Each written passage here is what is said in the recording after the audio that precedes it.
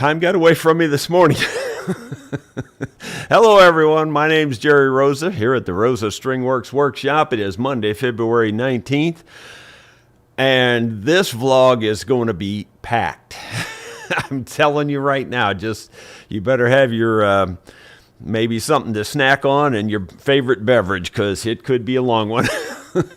No, we really do have a good one for you this morning and a lot to talk about. The boys, my grandsons, are going to be leaving to go back to Ohio this morning, and I'm hoping they'll stop in here for just a brief appearance, and I can chat with them. I have a whole list of things to tell you about that we've done over the weekend with them, but those are just quick little bullet things. Maybe because I'm waiting on them and maybe they'll show up here, I'll start off with something else. I've been working on that fiber on the ditch and all that. Well, I got the ditch all filled back in, so here's what that looks like right now. Well, here's what she looks like after all of the ditch has been refilled. Yeah, there's a nice dirt patch up through there, but a little grass seed on it. This spring, you'll never even know that that happened. That's the garden area right there, so that's normal for that to be dirt. But you can see I've got this all closed in right here.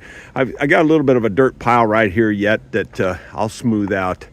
It was ground was kind of frozen, so it was a little hard to push it around. I'll give it a day or two, let it settle, and then smooth it out a little bit more. Well, and in addition to that, the really good news is that I'm able to connect to the PCs here in the shop really well now. Where in the past it was always hit and miss, and one day they'd work, the next day they wouldn't. I found a bug that I did not know about, or at least I maybe forgot about, maybe is more probably the better way. Normally when you're trying to grant permissions on a network for PCs, you go into the actual network section there, and then you go into, security or something. But anyway, you grant permissions to individuals. Well, it turns out that there's a separate tab about security and access or something like that. And I had to go in there and grant some more permissions, and it was a separate place from the network, just so you know, in case you're having trouble with that, maybe that could solve your problem. But anyway, now that I've got that working, the really good news is I was editing videos up there from the man cave, and the videos actually existed on this PC here, and I didn't copy them up there. I'm actually editing them right off of this PC, and you couldn't even tell the difference between whether it was right here or whether I was up there. I mean, it was that fast. I could save, and it's instant, Boy, I really like it the way it's working out now. I thought, well, maybe I'm kind of going overboard by running fiber up to the house, but man, that's one of the best things I've ever done here. It really is awesome. I'm so tickled with that. And so I would suggest that if you have long, Wi-Fi distances, or even long coax distances, you might consider going to the fiber. Now, the coax is pretty good. In fact, once I get in the house, everything is coax from that point on. So the coax is good. But that fiber between here and there beats the Wi-Fi 7 ways to sundown. It's just incredibly better. So I'm real happy with that. In case people don't know, also Wi-Fi, the fiber cable is not susceptible to lightning strikes and power surges and things like that, which is really nice also, because down here that can happen. And so that's really cool that it doesn't care about lightning strikes and things like that. Okay, moving on. Let's see. Since I'm kind of waiting on the boys and they might show up, I was planning to save the instruments for last, but I think I better just go ahead and get into it because we got, I think it's 4 instruments to talk about. And the first one is a violin. And before we show them, let me tell you a little backstory. Cecilia Allen brought these instruments to me. Cecilia was married to Randy Allen for, I don't know, roughly 45 years, I'm just going to say. And Randy Allen had a double lung transplant. He was in the hospital back in 1994 and recovering in the hospital. While he was in his recovery, he kept thinking about owning one of my mandolins. And really, one of the very first things he did when he got out of the hospital was come straight to my house, and we talked about building him a custom mandolin. You're going to get to see that here in a few minutes. And there's a couple of firsts on that mandolin, and I think you'll enjoy seeing that. But Cecilia, now Randy passed away about, I'm going to say 6 years ago, something like that, around, well, maybe 5 years ago, around 2019 would be approximately when he passed away. I don't know the exact date. But, Randy was a good guy. I really enjoyed knowing Randy. We weren't close friends, but we were both in the Missouri Area Bluegrass Organization. And I think Cecilia was an officer in that organization for a short time there, too. So anyway, we have some good ties together and some fond memories. And Cecilia wanted to, do something with his instruments rather than just leave them laying around in a case, because she doesn't actually play. And she wanted to give away one of the instruments and sell the rest of them.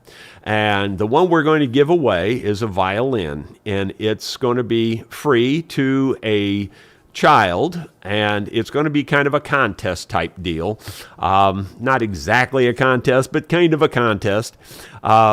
And that is that what I'm going to ask you to do is to submit a video via email. I want you to do it via email, not a text. Text won't get it because the videos are really poor when they come across to text. At least on my phone they are. They always are.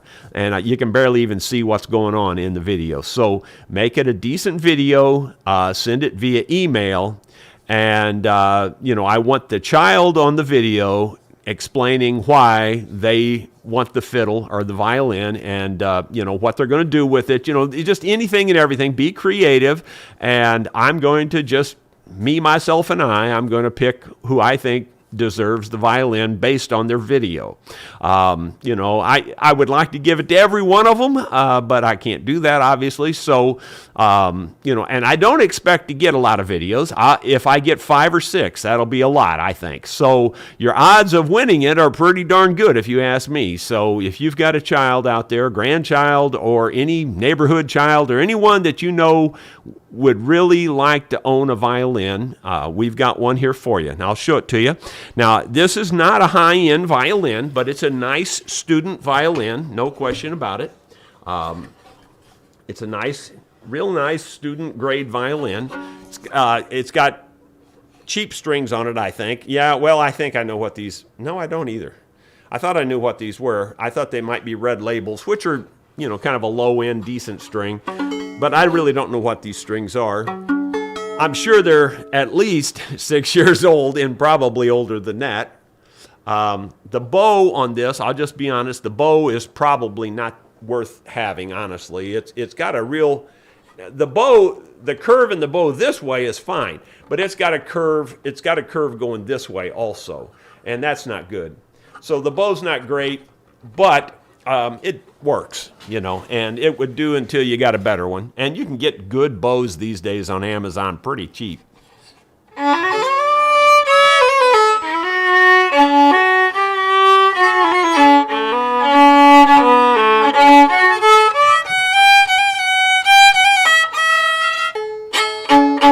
Yeah, well, it sounds better than I do.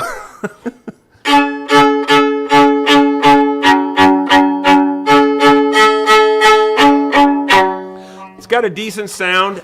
It could be, it could be better if it had better strings on it too. So that's an option. And if somebody, wins this and they want me to, make some upgrades to it, like put some better strings on it, maybe even a little better bridge. The bridge on it is just average, and I could even get you a better bow. I would do all that basically at cost. I'll just throw in the labor on it and everything.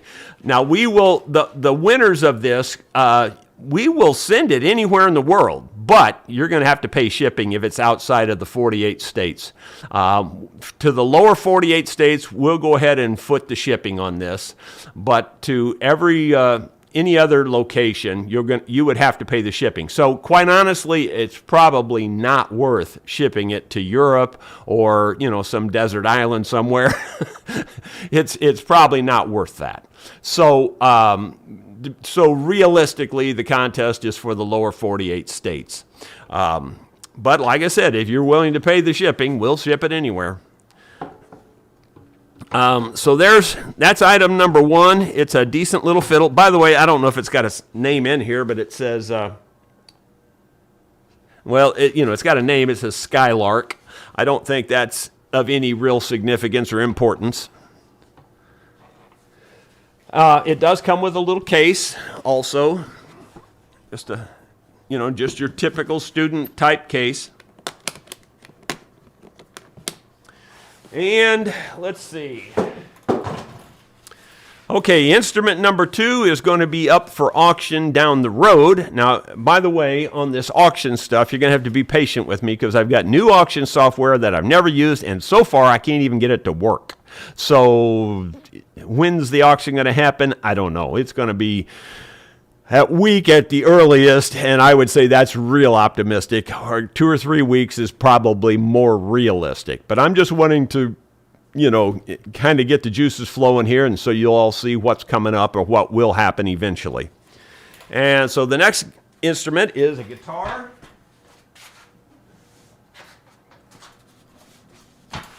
This is a nice Taylor classical guitar. And I don't know much about classical guitars.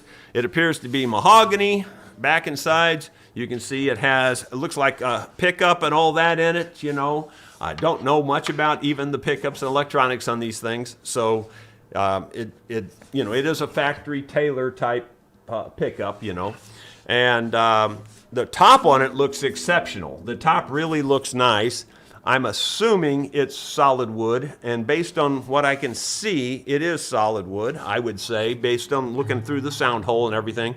It looks like solid wood top. I don't know about the rest of the instrument. I don't know any history on it. I haven't looked it up. I'm just telling you what I can see right here as in fact, I only tuned these up just before we went live. I haven't spent 5 minutes with them prior to that. It's your typical classical peg head, all that with the tuning and all that. So I tuned it up just before we went live, but again, I'm sure these strings are super old.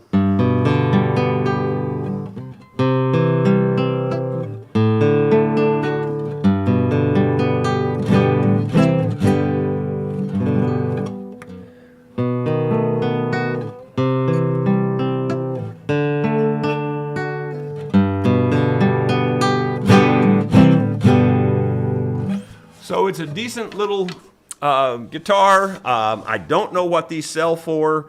We're not, and we want to make some decent money out of them, so we're not planning to give them away price, or anything. So we'll probably have a starting price and probably a buy it now price and all those kinds of things down the road, assuming I can get the auction software to work. If anybody is interested in making a bid ahead of time before the auction gets started, since we allowed that the last time, I'll allow it again this time, but it needs to be a serious offer. Don't bother me with, I'll give you $200 for it. No, don't bother with that type of thing, because I'm sure this is a better guitar than a $200 guitar. At least I think it is. I haven't looked it up yet. Maybe that's what it costs new. I don't know. So anyway, it's going to have to be a reasonable offer with a reasonable value for the type of instrument it is. Just so you understand. I want to be fair to you, and I want to be fair to, Cecilia also.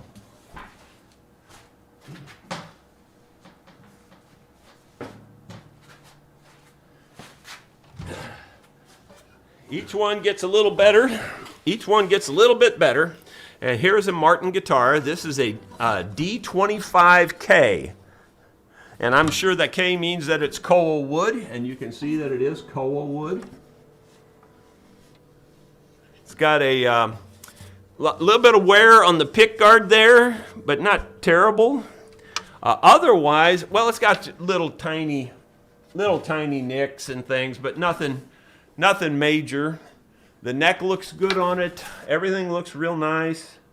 I don't know the age of this one, but I think I would say for sure it's in the 90s, if not 80s. These strings are really old on this, I can tell. This thing would sound like $1 million if it had good strings on it, I'm pretty sure.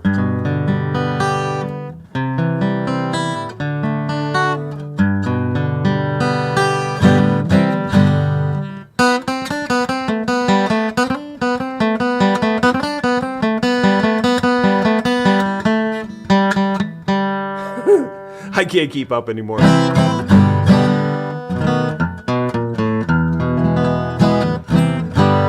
This is a nice guitar. I'm pretty sure, it's got a plastic saddle. I'll probably put an antler saddle in it and put some new strings on it. Quite honestly, it looks like it might need a fret job. If somebody wants to do that and pay me to do the fret job, because I don't think I'll throw that in for free, but we could do that too if you wanted. But anyway, it's a pretty darn nice guitar. Pretty darn nice guitar.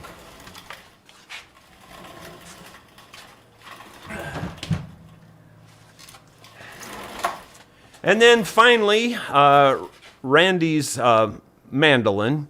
And again, I thought it was especially important to mention that Randy, while recovering from a double lung transplant, thought enough to he said one of the things that kind of helped him get through all that was just the anticipation of coming and ordering a custom mandolin from me. And I think the mandolin looks pretty darn good. I'm pretty happy with it. It needs a little setup work, which I will do, and I'll do that free of charge. There's a couple of things that could be done to it to improve it, and we'll talk about that here.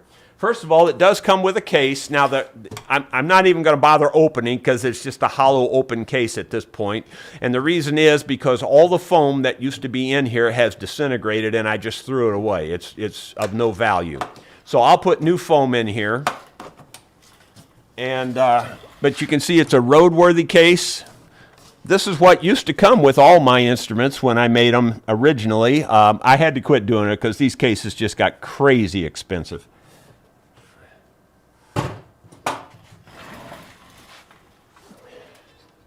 And here is the mandolin. And my notes on this mandolin says it has a redwood top. It's, of course, got the antler saddle. It's got a vine down the fingerboard.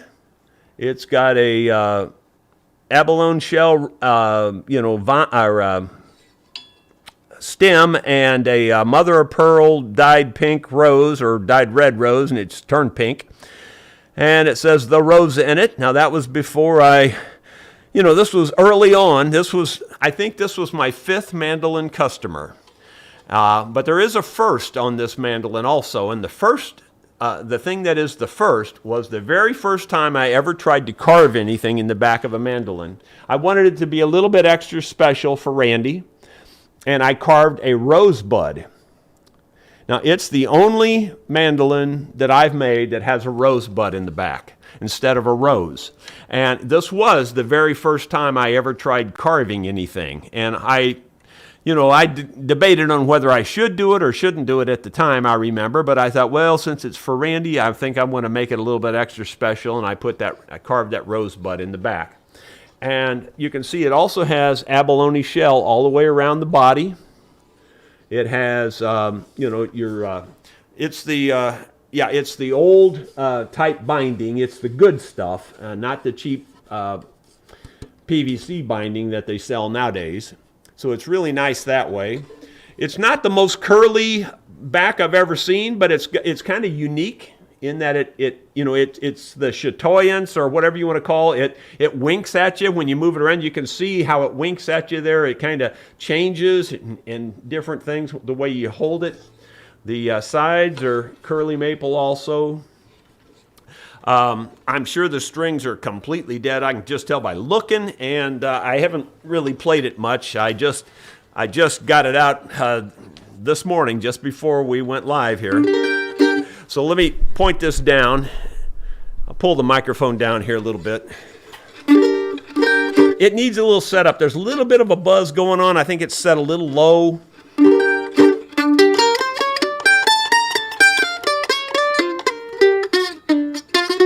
I can't play. My fingers are so stiff.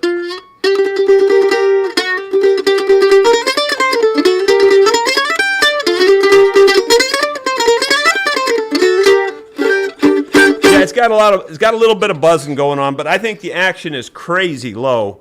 Yeah, you can see here it's holding a pick way down here. It's crazy low, so it needs to be set up a little higher. That's 3/4 of the problem with it right now.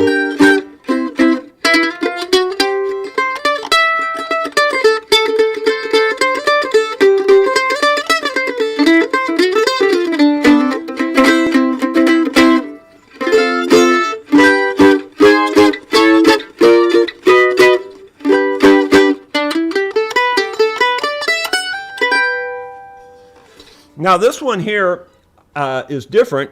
On most of the abalone shell inlays, I put a full abalone button on them, but this was probably one of the very early ones, and this one doesn't have the abalone button right there, which is probably good. It makes it more unique compared to the other ones that I've built, and this mic's probably going to fall down now that I moved it.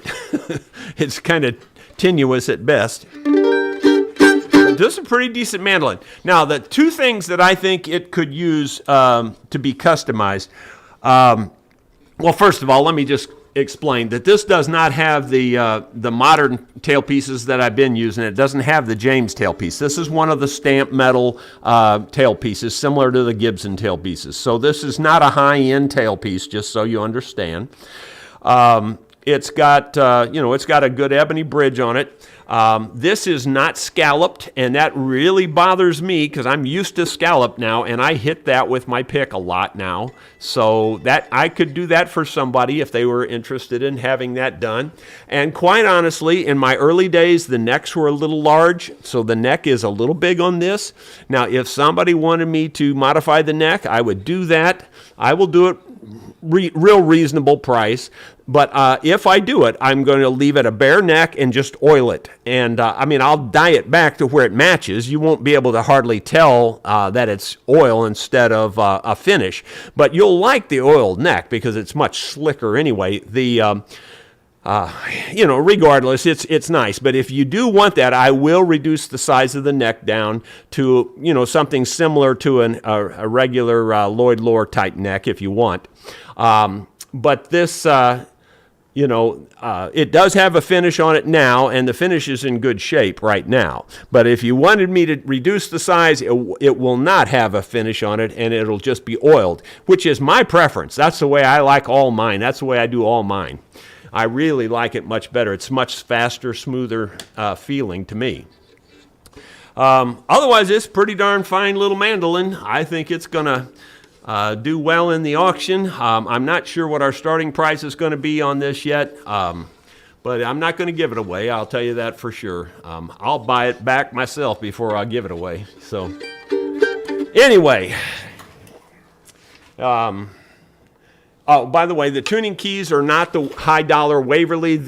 I think these are the Goto or whatever they call them. I don't remember. But anyway, they're but they do turn their correct direction. A lot of those cheap tuners turn backwards, and these don't turn backwards. These turn the proper direction, so that's good.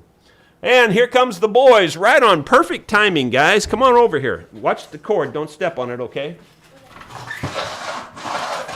Come on over here. This is Layton here, and this is Trinian. And I'm hating to see them go. I know these guys don't want to go either, do you? You want to stay here at the farm, don't you? They love the farm. So let's talk about some of the things you got to do while you were here this weekend. You got to ride in a cart pulled by who? Oliver. Oliver. You're going to have to speak up, guys, because this mic doesn't pick up real good. Oliver. Yep. And what else did you get to do while you were here? Shoot the gun. We got to shoot the gun. Got to shoot the gun. We took a picnic lunch up to the tower stand up on top of the high hill, and the sun was shining pretty good, even though it was very cold out. And I do have a little heater in there, so temperature inside there was probably 50 to 60. And so it wasn't too bad. We ate our lunch up there, and then we shot the little .22 rifle, right? Yeah. Yes. And you're a pretty good shot, aren't you? Yeah. Yeah, both of them did real good on the shooting, and we were target practicing and killed a whole bunch of tin cans. And Trinian did a little fishing. What did you catch? I caught a red ear. Speak into the mic. A red ear sunfish. A red ear sunfish, okay. And let's see, what else? You got to play with your cousin Isaac. Yeah. Did you play with the dogs at all? Yes. Do you like the dogs? Yeah. Which one's your favorite dog? Tucker. Tucker. I don't know. You don't know the name, or you don't know the dog? I don't know. They're just a bunch of dogs. You sound more like me. Okay, what else? You rode the pony too? Yeah. Yeah. Anything else? I don't. Oh think so. yeah. Sleep. Do you remember anything that you and I did in there? Oh yeah. Get the bow press. Made a bow Well- press, and also we made the rubber band guns. Oh, yeah, we did. We made rubber band guns, too. And unfortunately, I didn't get that done on the laser cutter. I was having all kinds of trouble with the software, and I basically forgot how to use some of the software to make... Anyway, that was all my fault. So we just went and did it the manual way, but they still had the same amount of fun with the rubber band guns. Yeah. But Trinian and I fixed a compound bow that had a little calamity. So here's a real short video on fixing that bow. My friends, we're over in the dark side of the shop today, over in Studio M, the metalworking side. And Trinian's here, and what happened to your bow, Trinian? It got dry fired. It got dry fired, and what happened? Basically. The strings and cables came off? Yeah. Yeah, well, it did. All of this stuff came apart. And there's no way to put that back together unless you have a bow press. Well, Grandpa made a bow press. I just took this block of wood here, set this end on it. I made a block of wood that sticks on this thing, set this end on it, and then we just kept pressing it together, and I had it a lot further together than this. And then I wrapped this string. You see how loose the string is now because we've got pressure on it. Hold on to the bow there, Trinian, while I let the pressure off. Just hold the bow so it doesn't fall. And see, I'm going to let the pressure off up here, and that'll let it turn loose. You can see how it turns loose there, and now the bow comes out, and the string is on the bow.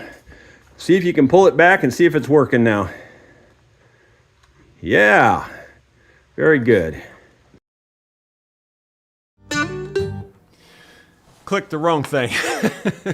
Well, guys, I'm hoping you come back and see me pretty soon. You guys have a good trip home, okay? Don't drive Grandma too crazy, okay? Be careful. We'll see you guys later. Bye. Love you. Come back soon. Well, let's see. I think that catches me up with everything I was going to do this morning. So here we are. It's 8:30. I guess we'll go to comments. We've got a lot of, oh my gosh, I would say close to 2 pages of comments before we went live. Close, page and a half anyway. Rod Wentler, somebody, I don't recall that name, but he's at the top. No, he's at the top every day, in case you don't know. Bill Webb is there. He's number 2 today, and there's Dottie Hildebrandt, and then Dave Hunt. And Dottie's got a question here. It says, hey, Jerry, you feel like a chirp this morning? Well, maybe we'll try something here in a minute. Let's go through some more comments and see what we got, and maybe we'll try something on that mandolin, maybe. Blair Turner, life is good. I'm moving up the list. If I keep practicing, I might be Rob, Bill, and Dottie someday. Okay, and moving on down, Kenneth Ennis says, looking forward to your vlog. Keep chirping. Okay, thank you. Carolyn Fike says, I saw JR and Oliver giving your grandsons a buggy ride. Man, that was quick. How did you see that so fast? I haven't seen that video yet. Yeah, well, there you go. And the proof was in the pudding. We just talked to him about that. Rubbish Guitar Bloke says, Jerry watched a YouTube video which I think may be of interest. Make your own Dremel polishing wheels, Highline guitars. Okay. Well, if I was still doing that kind of work, I might do that. But, yeah. Let's see. Moving on down. Just looking for question marks primarily. And if you're wanting me to address your comment, try to put 2 or 3 question marks in the front of your comment. That's the best. Or at the end. I'll probably see it at the end as well, but as long as we have some question marks. There's Bill Mumbo again, Bruce Hines. We haven't even got to the live comments yet. These are all before we went live. Lester Cunningham says, good morning, Jerry, and all Rosa String Works listeners. I'm home. God bless all of you for your prayers. Well, I'm glad to hear you made it home, Lester. I think you said you had the appendicitis or appendix removed or something like that. It ain't a good thing. I can tell you that. I may have you confused with someone else, but I think that's what you said. Terry Stratman, good morning, Jerry. Would you please show the chords for the wedding band song? Okay, I'll try to do that. In fact, maybe we'll just chirp that one. That's a good idea. All right, I do it in the key of C, and it's just C, F, and G primarily, but it has an A minor in it. So that's really the only unique thing, I believe, if I can remember right. Don't know if this is in perfect tune or not. You know, these things have been setting for years without being touched. I can tell the mandolin, even just the little bit I played it before we went live, I could tell it's starting to wake up, you know. So I can tell it's going to come around and be a real nice mandolin. Sarah married John in 64. And in that same year he marched off to war, leaving Sarah in the valley all alone. But that would change soon after he had gone. She washed the baby's clothes in the nearby spring. It was there she lost her precious wedding ring. Feeling more alone, she longed for his return. The nights were long as her heart would yearn. And then 160 years pass into view, when her precious wedding band was found anew, just as if her soul were there for all to see. Sarah John and their baby.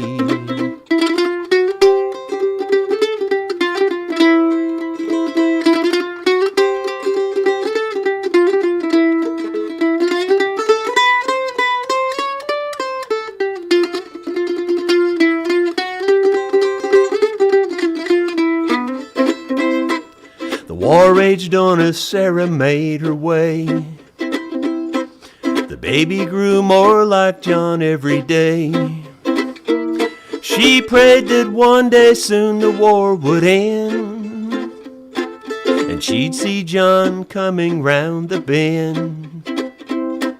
Despite the odds, John made his way home, and though weak and sick, Sarah would hang on, till the baby's daddy held him to his breast, allowing Sarah to find eternal rest. And then 160 years pass into view, when her precious wedding band was found anew, just as if her soul were there for all to see.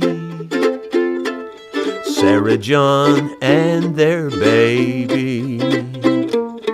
Sarah John and their baby.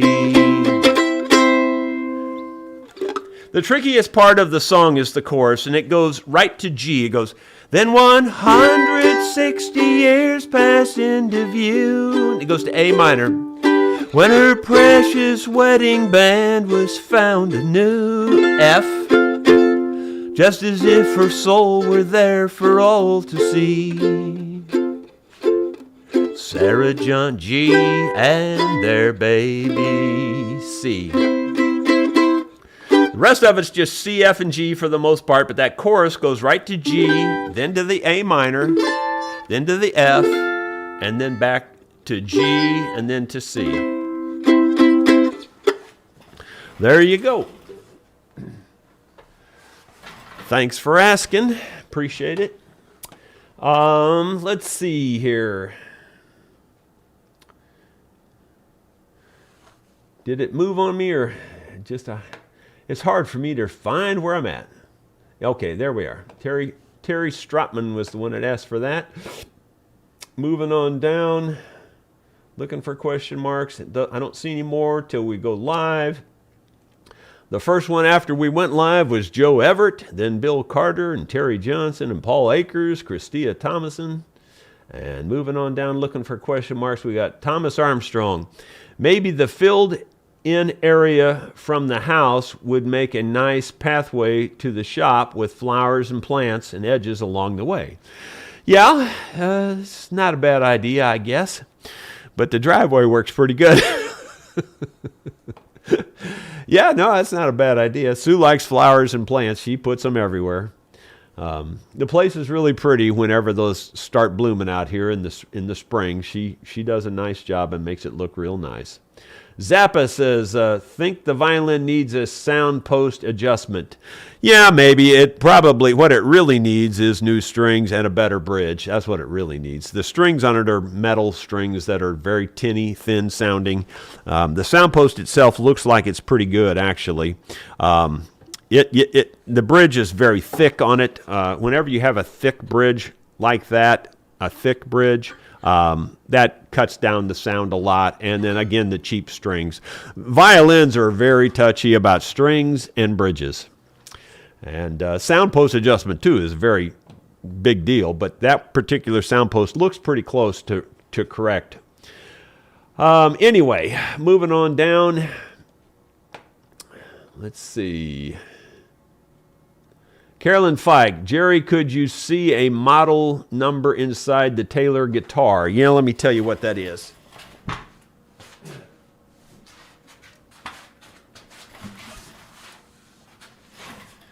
Okay, it's I'll give you the serial number first. The serial number is 200-205-02704.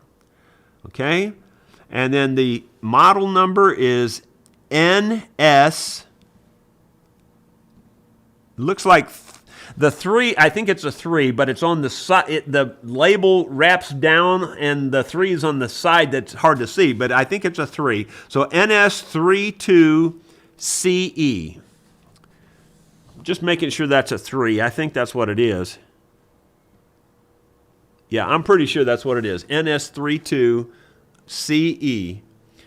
And it's got a, I guess probably a stamped signature, says Robert Taylor there. Trying to see up in the neck area if it's a standard, I would assume that it's a standard classical neck block and all that. I haven't looked back here. Oh, it looks like it's got ladder bracing is what I mean, maybe not. Maybe that's just the front one. Yeah, I think that's just the front one. I haven't looked in here or anything. I haven't looked at them at all, honestly.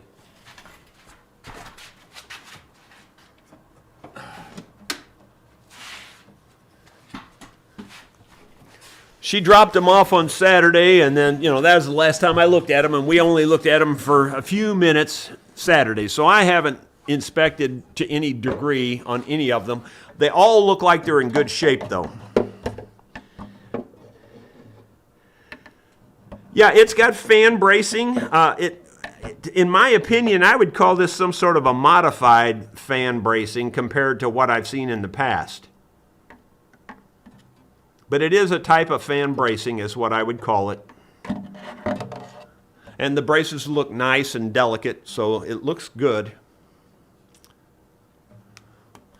And let me see.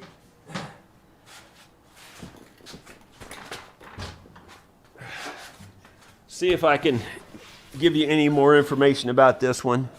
Okay, the serial number in this is the Martin. The serial number in the Martin is 4 and a bunch of 2s. There's 4, 2, 2, 2, 2, 2. So it's a 6-digit number. The first number is a 4, and all the rest of them are 2s. And let's see. Let me just look inside for the bracing and make sure that everything looks good in here, because I have not looked in there yet. But I'd say it looks good just based on the outside. Okay, it's got a, I'm going to call it a rosewood bridge pad, which is good. Martin's getting smarter, you know. Like I said, they were putting those maple ones in there and the little tiny maple ones. This is a full-size rosewood bridge pad. It's just like I would do it. You've seen me do it in the videos where I've taken out the junk and put in the bigger bridge pads, and people say, "You're going to ruin that guitar." Well, Martin did it on this one from the factory. And let's see. Looking at the actual braces themselves, these are, I wouldn't call these dainty. These are probably full-size braces. They're not scalloped. I don't see any scalloping. I don't think. I'm having trouble seeing it for some reason today. It's not holding it still or something. No, I don't believe they're scalloped at all. They all look standard bracing. They don't look clunky. They're just full-size bracing. And but it's a nice guitar. It's in good shape. A little dirty actually. It's got dust on it and stuff. But I don't see any. And on the back, it's a little dusty again. But on the back, it looks good. Little, minor little dings and stuff, but nothing big. Nothing big. Peghead's dusty too. But anyway, it's a nice guitar.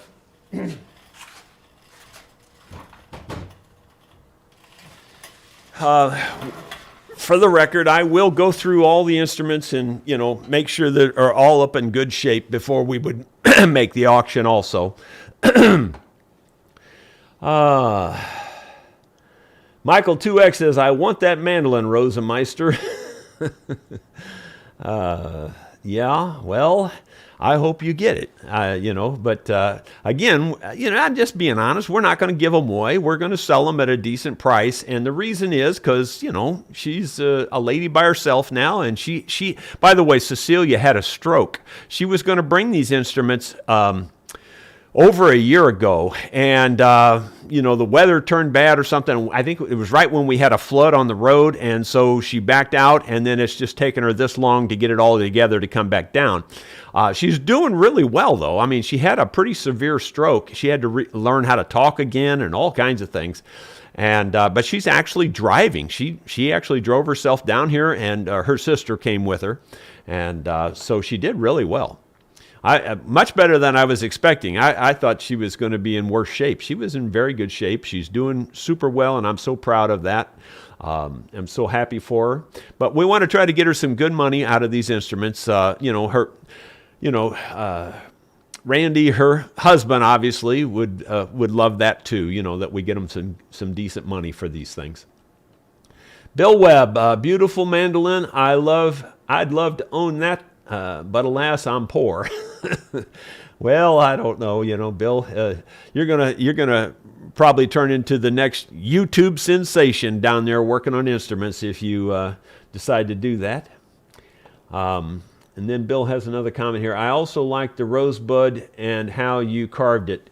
Yeah, it was the very first time I ever tried such a thing, and I was really worried about doing it. But then I got the thought, I'm gonna do it as a relief carving and leave it tall. And then that way, if I don't like it, I can just smooth it off, and that was the way I kind of ensured that I wouldn't screw it up, if you will. And here's more of a close-up and hold it still type of thing. I mean, it's not a great carving. On a scale of 1 to 10, I'd only give it about a 6 or 7, but at least it's there, and it was the very, very, very first time. So, you got to have a first time somewhere. So, and that's the way it is. Moving on down. Zappa says, Jerry, that is one beautiful mandolin. Well, thank you. I forgot that one had the inlay all around it. I did. When I opened the case, I went, wow, I forgot that had the inlay. Because that's a lot of work, guys. You don't know how much work that is till you do it once. There is a lot of work there. That's a couple of days worth of work. And I'm talking long days, all day long to do all that. That's not a 5-minute job right there. That's, because every single piece, if you've ever laid like bricks around a patio or something like that, and you butt the bricks end to end, like a round patio type deal, and when you're going around there, well, the bricks don't match up. Same way with that stuff. It's square on the ends. It don't match up. And trust me, you'll see every hole if you don't fix that. When you put the lacquer on it, those lacquer sucks right down in those holes, and it looks like heck. So every one of those every single piece had to be tapered on both ends to make them fit up, and then you put, and you put it on there, and you test it, and you take it off, and you file it a little more, put it on there, test it, take it off, file. That's exactly how you do it, and every single piece had to be done that way. And I couldn't even tell you how many pieces, if I was guessing, gee whiz. Well, I'd say easily 100 pieces, if not way more than that. So anyway, but every single piece has to be hand fit on both ends. Zappa says, beautiful mandolin, thank you. Ronald Todd, I don't know about you, Jerry, but the older I get, the harder it is to say goodbye to my 2 grandkids. Oh man, I hate it too. Yeah, it's tough. And it's even worse because they held back their tears, but they'll be crying on the way home. They just hate it. They hate going, they love their parents and they love their home and all that, but they just love here at the farm. They love to be here. This is their dream thing. They just can't wait to get here, Let's see. And Grandma spoils the heck out of them. She does anything and everything with them all day long. So, that's another thing. They get so much attention while they're here that they just love that, I'm sure. Charles Salkowitz, Jerry, when you root for binding or whatever it is, and abalone, what sequence do you follow? Purfling, then binding, install one before the other, both at the same time? Well, yeah, this is a much more complicated type binding than your average. On your average binding, you just route one little slot around there and stick in a piece of plastic, you're done, goodbye, so you're finished, Well, that's not the way this is. First of all, you see there's purfling around this black-white purfling on the inside. That's real wood, by the way. That's not plastic. That's real wood purfling. Then you've got the abalone, and then you've got the black plastic binding. Now that's the good stuff. That's that acetate or acetone type binding. I don't know what you call it. I know the name, but I can't never think of stuff like that. So basically, you got to have your side slot all the way around. Then you've got to have a shelf slot for the abalone, and then you either have to have another, just a wider shelf for the purfling, or even sometimes you might even have to make that purfling a little bit deeper, but probably not. In this case, I think it was all one long, wide shelf. But you have to test that shelf and make sure it's just the exact right width to fit the purfling, the abalone shell, and then the plastic binding. And yeah, it just ain't simple. There's nothing simple about it. It ain't crazy hard. It ain't rocket science. But on the other hand, it ain't no simple thing to do either. Let's see. Moving on down. Yeah, and so in terms of the order, I put the inside purfling in first and get that all in place. Then I clean. Your glue is going to squeeze out. So then you have to go back and clean the shelf off again and get rid of all the extra glue. Then I put the abalone shell all the way around there. And then I put the outside binding. So that's the order I did it in. Let's see. Now there is an option, and some people do this, where you put the inside purfling in. Like if you weren't doing the abalone, I don't think you'd do this with the shell, but if you were using like another piece of binding in between the purfling, and like maybe say you wanted to put, I don't know, a blue piece of binding, plastic binding in there, just something different. So you put your purfling on the inside, you might put your binding on the outside, and you leave a channel. And if you're putting a long strip of something, you can do it that way too then, and you just leave a channel, and then you force that strip down in the channel. I've seen that done, and they used to sell an actual spacer strip to go in there. It's a strip that would hold that space open, and it was something that glue didn't stick to. And I have some somewhere. It's some old type of, it's kind of a plastic that nothing sticks to. And anyway, so there is an option to do it that way as well. But for me, I just did it one piece at a time and worked my way from the inside to the outside.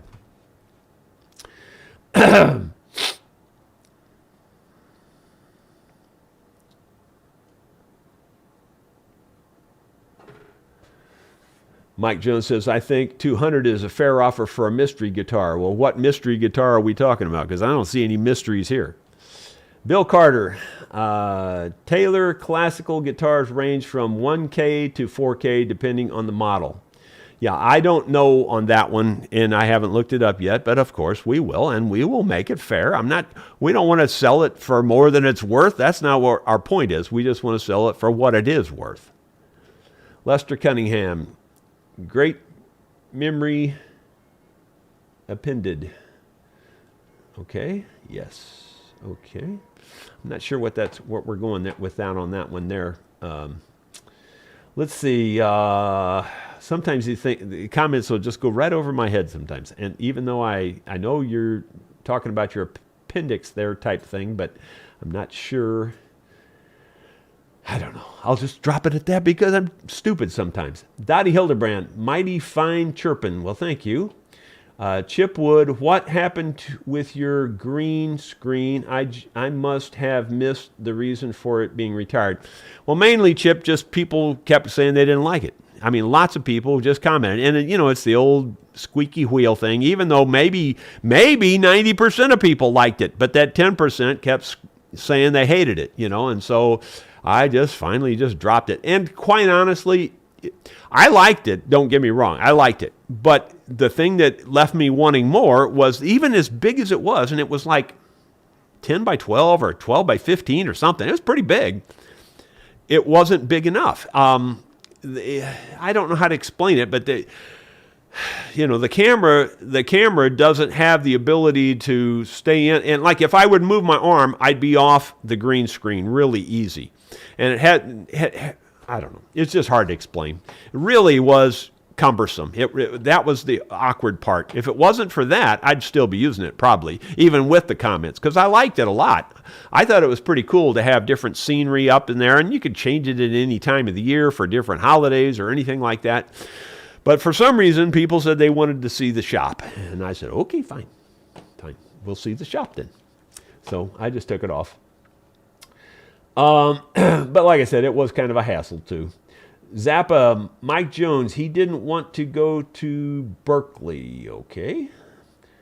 Must be a private conversation. Dottie Hildebrand, Jerry, you have 2 handsome grandsons. You're a lucky man. Yeah, like I said, on the big things in life, there ain't nobody luckier than this guy right here. You know, on the little things, you know, it's kind of debatable on that. On the big things, luckiest man on the planet. There's no doubt about it. Bill Dedrick, the Martin is a 1980 model. Yeah, and I kind of think that Taylor might be too. I kind of think they're both older. You know, I mean, I don't know that for sure, but I would guess they're in the 80s, 90s is what I'm guessing. Early 90s, probably. The mandolin's in 94.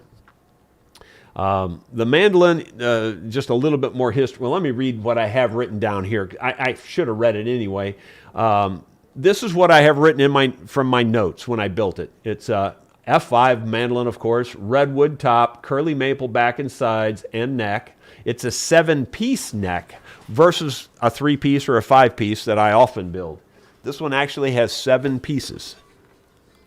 So it's got the curly maple, and then you can see all the laminates there, and then the other. So it's a heavy-duty plywood neck. However, this one does also apparently have a truss rod. And I say apparently because I don't have a note about it, and I didn't take this off to make sure there's really a truss rod under it.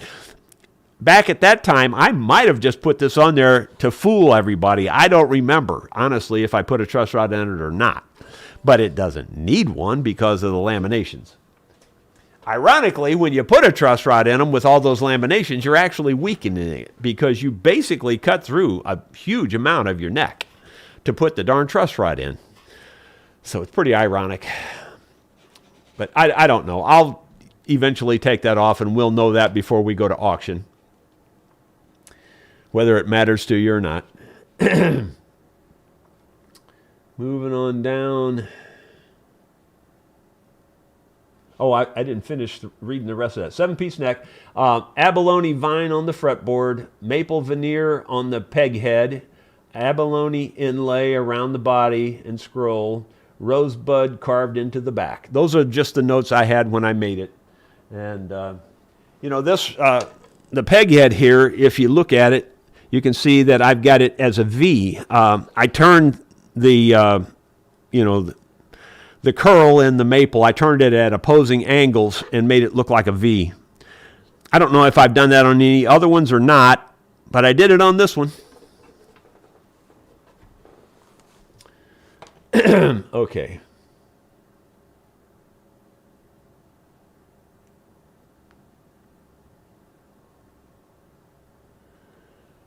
Let's see.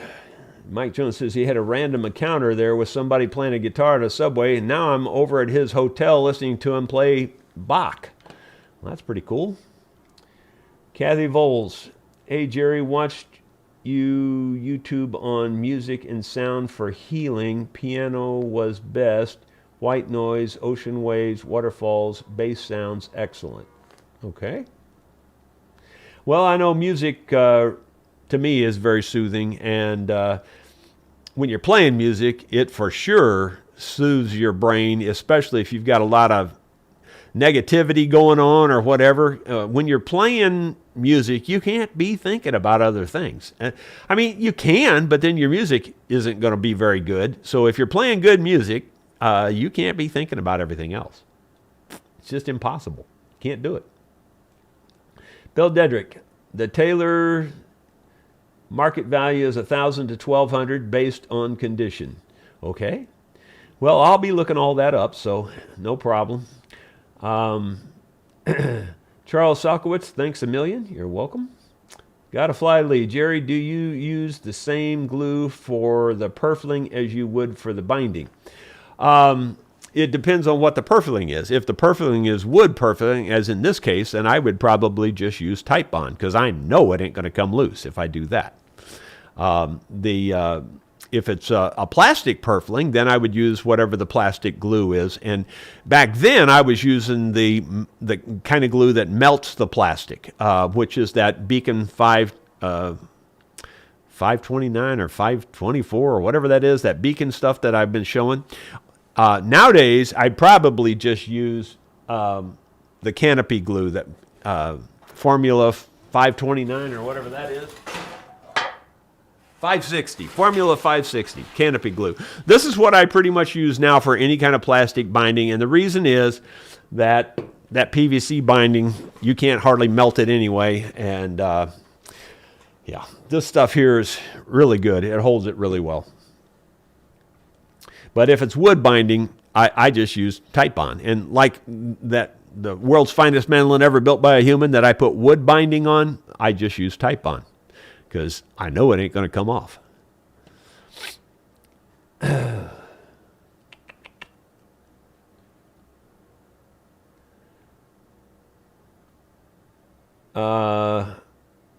Plenity, how much does your custom violin start from?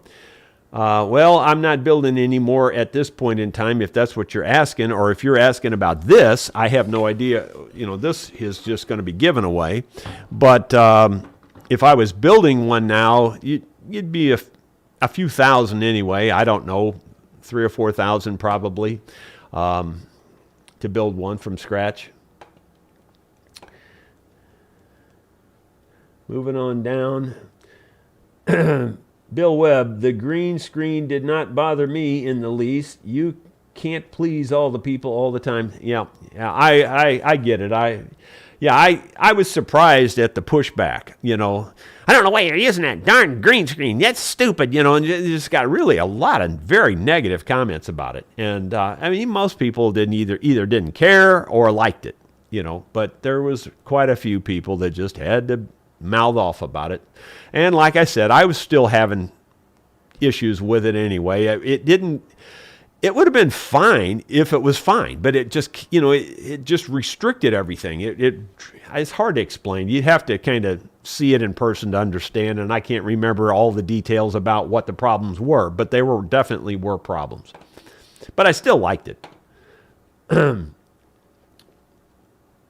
Moving on down.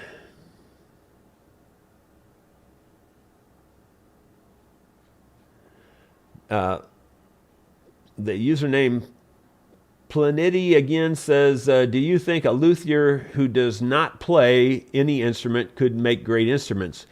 Well, I'm sure that's possible. I'm sure it's possible. I think it's a good thing to play them as well. Whether you're a great instrumentalist or not doesn't really matter so much, but I think you need to be able to play them to a certain degree, just like I can play a violin to a certain degree. So I can tell, is it set up right? Does it have the right things, you know, that kind of thing. I don't think I'll ever be a good violinist. In fact, I know I'll never be a good violinist. But on the other hand, I can play one well enough to know what it sounds like. So I think it's better if you can play it a little bit. Theron Corbett, in our throwaway society, enjoy watching you actually fix and repair stuff as opposed to just replacing parts and pieces. Well, yeah, I kind of grew up doing that. That's just kind of second nature to me. We didn't have a lot of money ever. I mean, we weren't exactly what you call poor, but, you know, money was always, you know, something to be looked after. You know, you didn't just waste it. That's for darn sure, you know. We were way better off than a whole lot of people, and a whole lot of people these days are way worse off than we ever were. And I feel bad about that for a lot of people there. I just watched a short video this morning about homeless people and, you know, and people that really worked hard their whole lives and can't afford to live anymore. I mean, a box of cereal is $10, you know, I mean, it's ridiculous. And it's just crazy these days. I don't see how any young couple is ever going to get going and get started anymore. It's messed up. It's bad messed up, I think. And I'm sure every generation has said that, but man, it just seems like it couldn't get much worse. You know, I mean, I should say it the other way around. It probably doesn't seem like it could have ever been much worse, except through maybe like the Great Depression and some of those kinds of times, which I'm sure were even worse. But man, it's pretty bad now for just quote-unquote normal time, if you will.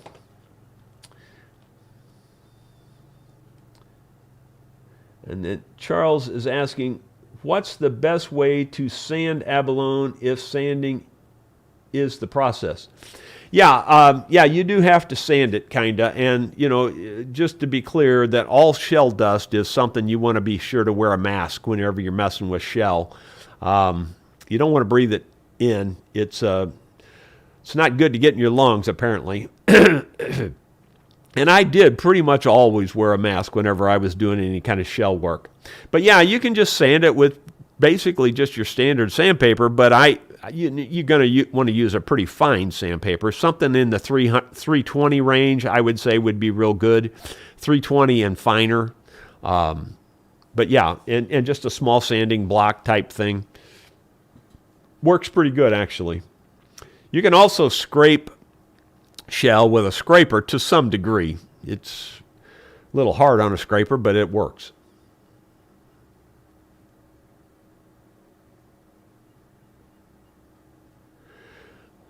Angus Dillon is asking, what important piece of advice could you give to someone who's just starting? Well, I think that would depend on what you're starting. If you're starting on just building instruments, that's one thing. If you're talking about repairing instruments for other people, that's a different thing. If you're talking about repairing for people, the first thing you should know is how picky people are. And man, you need to know that, and you need to be good at dealing with it, because I'm telling you right now, that's your biggest struggle you're going to have. I'm seriously telling you, if you're asking for advice, that's my first advice right there. If you're going to do this, if you're going to do it for the public, then you need to know how to deal with the public. And you need to be of the mindset that you don't mind giving it away when you can't please them, because you can fight and just fight all the time, and you'll just get that kind of a reputation. It's not worth it, in my opinion. If you're going to try to live off this, you need to be able to get along and deal with the public. So that's advice number one. Advice number two for as far as just building instruments and just doing it for your own use and that sort of thing, I'd say don't expect too much at the beginning. Be patient with yourself, and also don't accept mediocrity. You figure out ways to do it better, and always try to be figuring it out and try to be learning. Like, even though I've been doing this for a long time, when I went on YouTube, people would make suggestions, and I go, oh, yeah, try that. So I would try stuff, A lot of times, they make a suggestion, I go, I've done that already, ain't going to try that no more, that kind of thing. I'll give you an example. One of the most popular things that I see out there is like straightening a neck or straightening this or straightening that. And they use heat, and they use pressing, and they use all kinds of gimmicks and stuff, and it just don't work. It works temporarily, and it'll fix it temporarily, but it's going to come back. If it bent in that shape under its own natural forces, it's going to bend under that shape again, especially the second time. It's going to even be more apt to bend the second time. So that's one of those kinds of things that you just learn as you go, and you just you make amends and changes as you go, and you try to keep an open mind all the time. I don't really know how to explain this, but any kind of specific type work, like for instance, if you're a PC tech, or if you're, a luthier, or if you're, just almost anything, a network guy, a guy that works on the networks all the time. Every one of those people, especially once they get pretty good at it, they get the idea that their way is the only way, their way is the best way, there's the way is the only way you can do something. And I know everything about it, and I'm the king of this.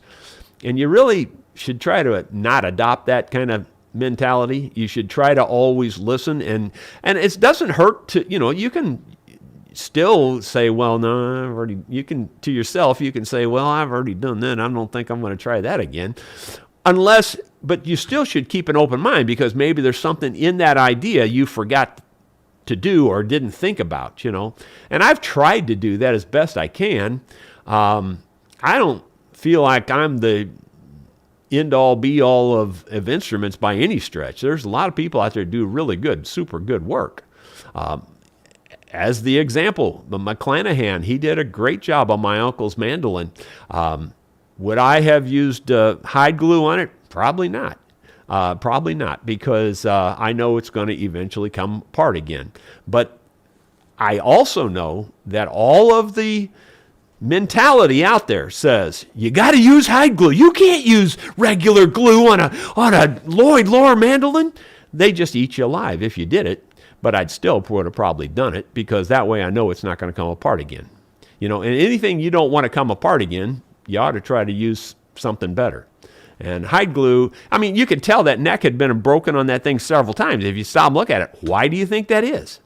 Just give me a wild guess why you think that is, why it's broke so many times. Don himself sent it back 3 times to Gibson. Now, it wasn't the neck that was loose when I got it. It was just the back coming off. That's all it was. And he had sent it back 3 times for that reason. And every time, what did they do? They daubed hide glue in it. When I took it off and put it back on, I used Titebond. Or actually, I probably used Elmer's wood glue, but either one of them's perfectly fine. And did that come loose again? Nope, that didn't come loose again. So there you go. I rest my case on it. You can say what you want. You can ridicule. You can just jump all over me. I don't care. I know there's some things you do know after you've done this for 40 years. And then at that point, you become inflexible on some things. Having said that, if I were doing a Stradivari $1 million violin, I'd probably use hide glue. As bad as I would hate it, I'd probably still use it, because I know for sure that you would be just crucified if you didn't. And, you know, and whether it's true or not, the value of that violin would go from, you know, 100 million down to 1 million overnight if you did that.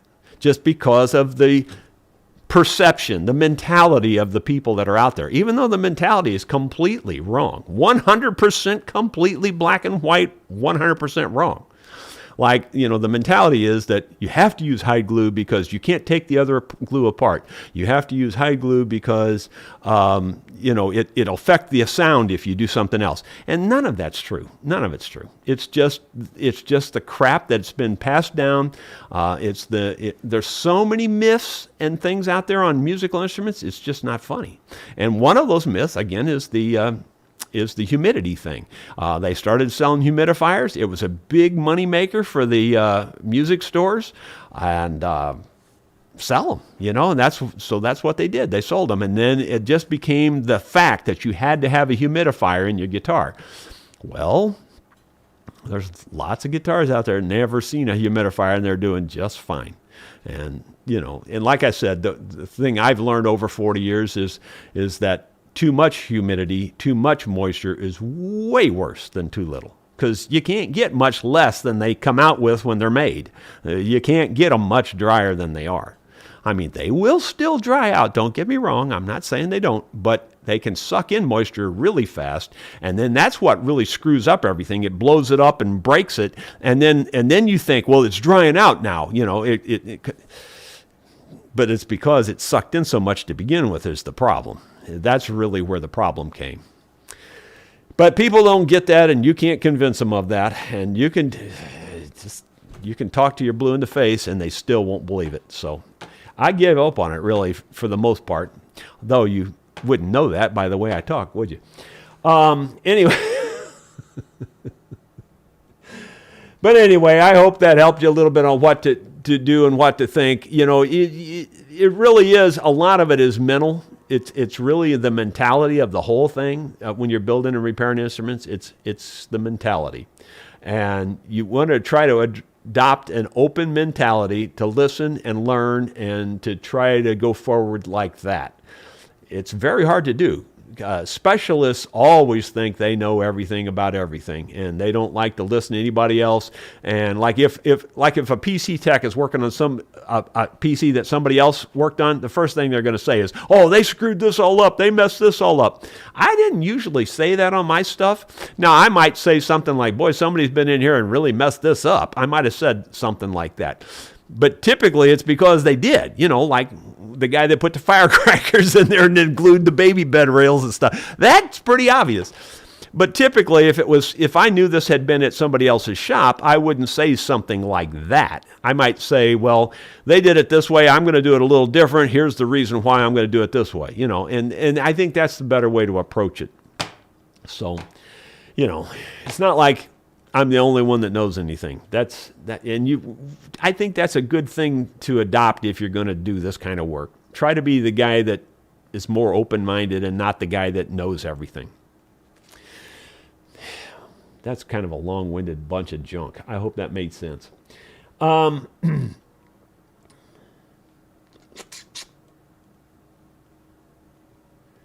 Let's see. Jeff Puris. I like the looks and smells of different shops. I'm one of those sickos who snorts guitar in sound holes.